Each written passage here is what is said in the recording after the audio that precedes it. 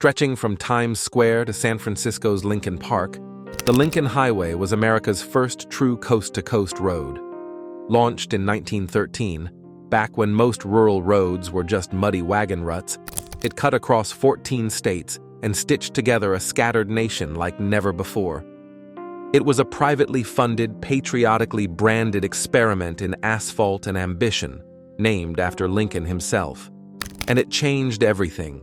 It gave us our first cross-country drive, roadside maps, motor camps, and a full-blown love affair with the open road.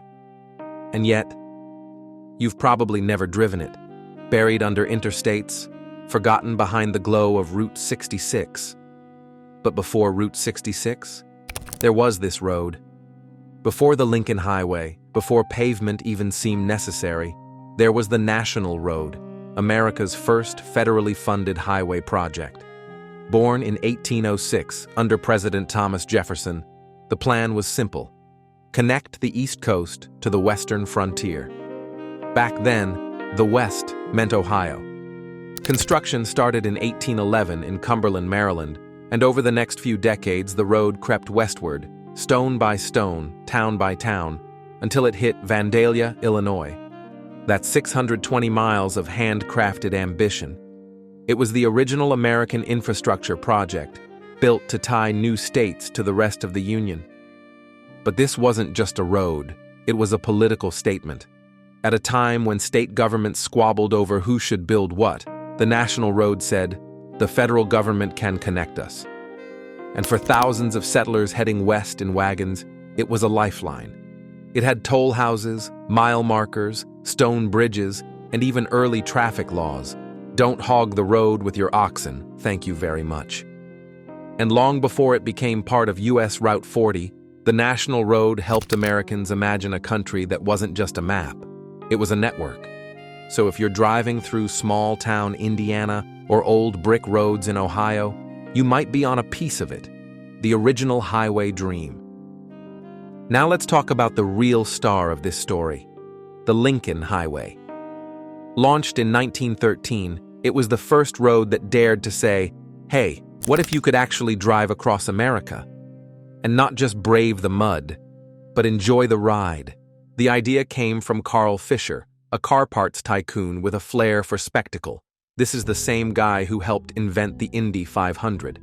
He saw the future in automobiles, but also saw a country full of broken-down dirt paths. So he pushed for a highway that would stretch from New York City to San Francisco. Not a government project. This was private money, big vision, and a whole lot of elbow grease. It ran through 14 states and hundreds of towns, giving rural America its first brush with modern travel. It wasn't paved all the way, some parts were barely more than dust.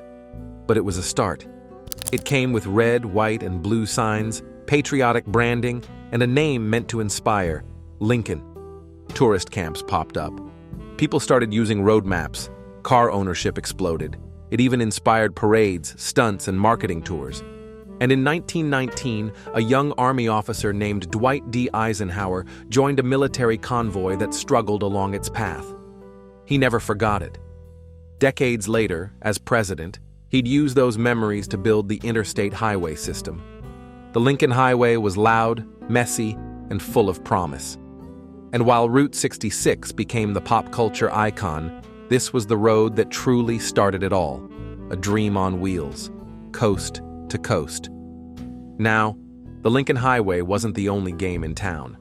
Back in the early 1900s, a whole bunch of ambitious folks were carving their names into America's landscape with what were called auto trails. One of the biggest? The National Old Trails Road, launched in 1912.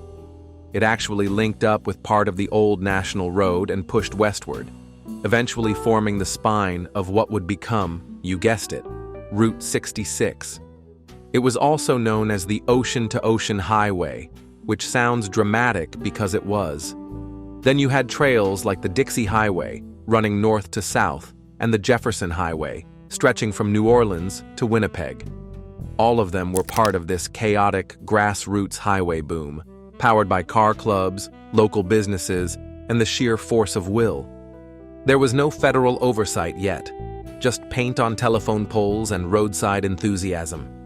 These routes brought travelers into new towns, put diners and gas stations on the map, and basically invented road tripping. They were messy, inconsistent, and kind of amazing. And they paved the cultural road to Route 66. By the 1920s, America had the car. It had the drivers. It had the roads, kind of. What it didn't have was a system. The country was a web of overlapping auto trails, each with its own name, color scheme, and agenda. It was like trying to follow 10 different road maps at once. So in 1926, the federal government stepped in and said, "Let's fix this." They launched the U.S. numbered highway system. That's when trail names started to fade and numbers took over. Goodbye, romance. Hello, efficiency. But don't worry, some of those trails survived. Parts of the Lincoln Highway became U.S. Route 30. The National Old Trails Road? That was reborn as U.S. Route 66. Route 66 wasn't just picked at random. It was built on a foundation of existing roads that had already been tested by daredevil drivers and army convoys. The route from Chicago to L.A. stitched together pieces of the past into something new, something that would become an icon. So while Route 66 got the fame, it stood on the shoulders of the Lincoln Highway, the National Road, and the dozens of dusty paths that came before it. It was the next chapter, not the first. So what did all these early highways actually do for America? Well, for starters, they completely changed how we saw the country. Before highways, cross-country was something only pioneers or train passengers attempted. After the National Road, the Lincoln Highway, and all those dusty trails driving from one coast to another became not just possible, but popular. People started exploring. Family vacations became a thing. So did motels, gas stations, roadside attractions, and yes, the world's largest ball of twine. The highway didn't just move cars, it moved culture. These early roads also pushed the government to think big. When Eisenhower took that muddy convoy across the Lincoln Highway in 1919, it stuck with him. Fast forward to 1956, and as president, he signs the Federal Aid Highway Act, launching the interstate system we know today.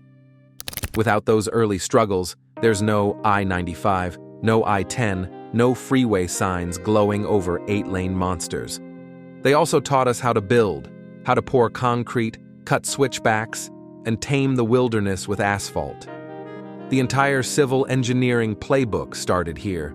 And while Route 66 became the icon, immortalized in songs, TV shows, and travel guides, it was these earlier roads that laid the foundation. They made the bold first attempt. They turned the impossible into something you could drive in a Model T. So yeah, before Route 66 got cool, the highway revolution was already in full swing. Before there were jukeboxes humming about Route 66, America was already building its road trip legacy, one muddy mile at a time. The National Road gave us our first federal highway. The Lincoln Highway made coast-to-coast travel a dream you could actually do. And the auto trails? They turned back roads into lifelines. These were more than roads. They were experiments in freedom, ambition, and asphalt. And they changed the country forever. So the next time you hear about Route 66, just remember, the story didn't start there. It started before, on the roads that dared to imagine what America could become. Liked this video? Make sure to like and subscribe to be the first to hear about cool, hidden American history facts.